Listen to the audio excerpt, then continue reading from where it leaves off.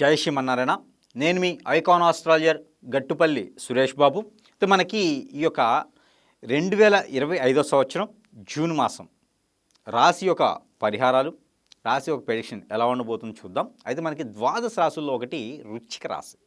ఈ యొక్క వృశ్చిక రాశి వారికి ప్రభావితమైనటువంటి విధానాలు, మనకి మారినటువంటి గ్రహాల యొక్క స్వలోభాలు, వాటి యొక్క లక్షణాలు, వాటి వలన పరిగణించేటువంటి వ్యవహారాలు ఎలా ఉండబోతుంది వృశ్చిక రాశి వారికి నా పరిజ్ఞాన ప్రకారంగా చూసిన దాని ప్రకారం ఈ 2025 సంవత్సరం జూన్ మాసంలో అత్యద్భుతమైనటువంటి స్థానానికి, అత్యద్భుతమైనటువంటి ఆ ఒక స్థానానికి కాకుండా ఆ ఒక మీరు అనుకున్న గోల్స్కి ముందుకి మీరు వెళ్ళేలాగా సూచిస్తుంది ఈ యొక్క గ్రహ మార్పిడి వలన. ఏ గ్రహాల మార్పిడి? మనకి మార్చి మాసంలో మారినటువంటి గ్రహాల మార్పిడి వల్ల ఏది శని భగవానుడు, శుక్రుడు, బుధుడు అందరూ మారారు కాబట్టి ఆ ఒక గ్రహాల మార్పిడి వల్ల. మరొకటి మే మాసం 18వ తారీఖున మనకి మారినటువంటి గురువుతో పాటు రాహు, కేతువు. రాహు వచ్చేసి మనకి మీనరాశి నుంచి మనకి కుంభరాశి రావడం జరుగుతోంది. కన్యా రాశిలో ఉన్నటువంటి కేతువు సింహరాశికి రావడం జరుగుతోంది. దీని వలన కూడా మంచి పరిగణనలోకి వచ్చేటువంటి వ్యవహారాలు, విదేశీ ప్రయాణాలు, అలానే ఆస్తిలో తగాదాలు, భార్యాభర్తల ఎడబాట్లు, ఇవన్నీ కూడా వృశ్చిక రాశి వారికే. ఇవన్నీ తొలగిపోయేలాగా ఉంటుంది. వృశ్చిక రాశి వారికి ఎన్నడూ ఎరగనటువంటి ఐశ్వర్య ప్రాప్తి కలిగేలా ఉంటుంది.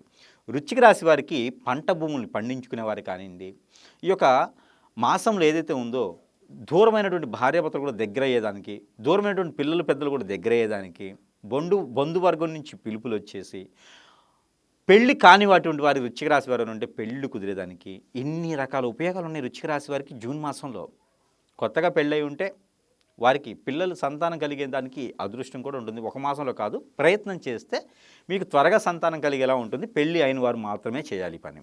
అయితే ఈ యొక్క వృశ్చిక రాశి వారికి అద్భుతమైనటువంటి పరిహారం కూడా ఉంది.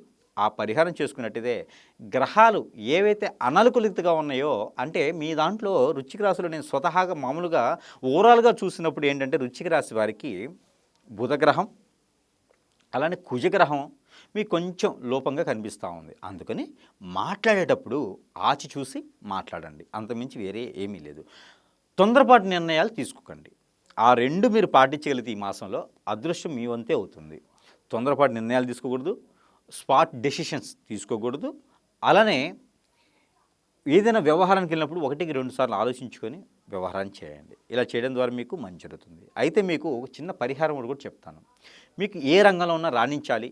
ఆ ఒక శని భగవాన్ ఒక అశుభ దృష్టే కాదు, రాహువు, కేతువు, గురువు వీరందరూ కూడా మీకు మంచి జరుగుతారు.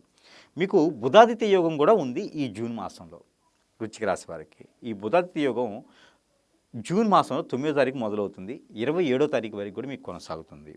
అయితే ఈ యొక్క 20 రోజుల పాటు ఏది మట్టి పట్టుకున్న బంగారం అవుతుంది. అలా అని చెప్పేసి కింటాల లెక్కన మట్టి తోకండి, గురువుగారు చెప్పారు కదా అని. అంత అదృష్టం మీకు ఉంటుంది అని చెప్తున్నా.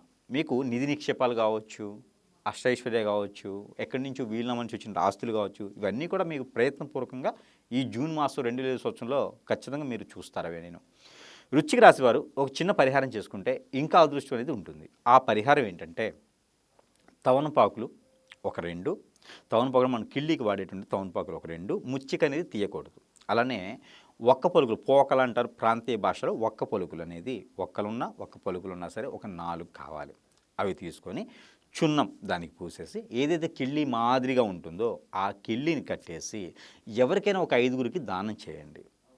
అది మీకు ప్రత్యేకించి చేయడం ద్వారా బుధుని ఏదైతే అననుకూలితగా ఉన్నారో గ్రహం, అది మీకు మంచిగా రాణిస్తుంది.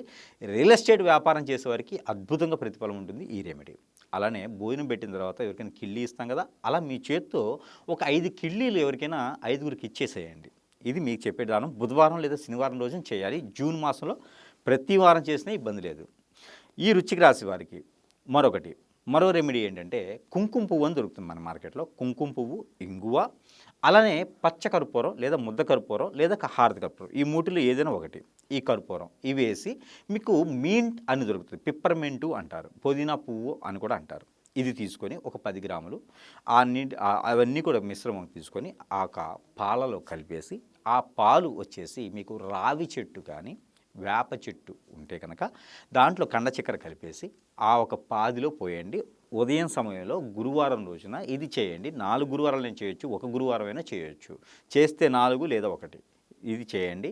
ఈ యొక్క వృశ్చిక రాశి వారు వీటితో పాటు మీకు కలిసొచ్చేటువంటి వారం బుధవారం, గురువారం మీకు కలిసొస్తుంది. అలానే మీకు కలిసొచ్చేటువంటి నెంబర్ లక్కీ నెంబర్ అంటారు కదా, అది 7, 6 ఈ 2 నెంబర్లు మీకు కలిసొస్తాయి. అలానే మీకు మరొకటి కలర్ కూడా ఉంటుంది, టమాటో కలర్. అలానే మీకు లేత బెండకాయ ఉండేటువంటి కలర్ ఏదైతే ఉందో ఆ కలర్ కూడా మీకు అంటే ప్యారెట్ గ్రీన్లో ఇంకొంచెం షేడ్ ఉండేటువంటి కలర్ కూడా మీకు అద్భుతంగా కలిసి వస్తుంది. ఇవన్నీ కూడా మీరు పాటించండి. అలానే ప్రతిరోజు కూడా మీరు పారాయణం చేయడానికి నెంబర్ కూడా ఇస్తాం.